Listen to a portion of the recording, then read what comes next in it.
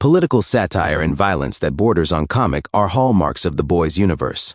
Relationships have usually been the subject of tension, as in the cases of Annie Erin Moriarty and Huey Jack Quaid, or they have been played for shock, as in the cases of Butcher Carl Urban and Maeve Dominique MC Elegant.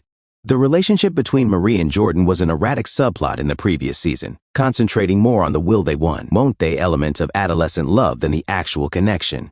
As the events of season 1 grew more intense, the two grew more distant, with Marie's final statement about their relationship being, "We're good together" in the premiere, Guardians of Godolphin. Gen 5 Season 2 unmistakably verifies Marie and Jordan's relationship. Watching Gen 5 Season 1 was stressful, since Marie and Jordan had emotional moments outside of the main plot all the time.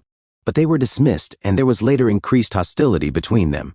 The sequence between Marie and Jordan in Episode 2, Justice Never Forgets, aggressively validates their sentiments, despite Marie's claim that she only had a crush on Jordan because Emma Lizzie Broadway pulled it out of her. A definite transition from sexual tension to gratifying validation can be seen in Marie's embarrassing act of changing her top in front of Jordan prior to their hookup. In Gen Fizz Season 2, Marie and Jordan's romance strengthens their character arcs, as demonstrated by the most well-known example of Ross David Schwimmer and Rachel Jennifer Aniston in Friends. Some people may prefer the tension of a will they won't they relationship and the ensuing conflict, but Jordan and Marie's partnership is strong because they encourage one another to resolve their internal conflict and grow into even greater heroes in the process. A significant step for a character who has been pressured by their parents and the outside world to be exactly who they don't want to be is when Marie informs Jordan that she accepts them for who they are, boy or girl. It also presents Marie as a haven of safety for them.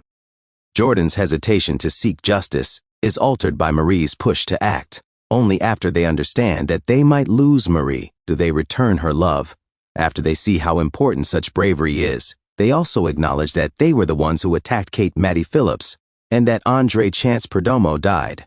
Jordan has developed more as a result of their relationship, but it doesn't imply Marie hasn't made significant progress either. Given that so many people have treated Marie like a monster, Jordan returning her feelings is a significant step for her and should help her recover more deeply from the emotional damage she has endured. In Gen 5 Season 2, the relationship between Marie and Jordan raises the stakes.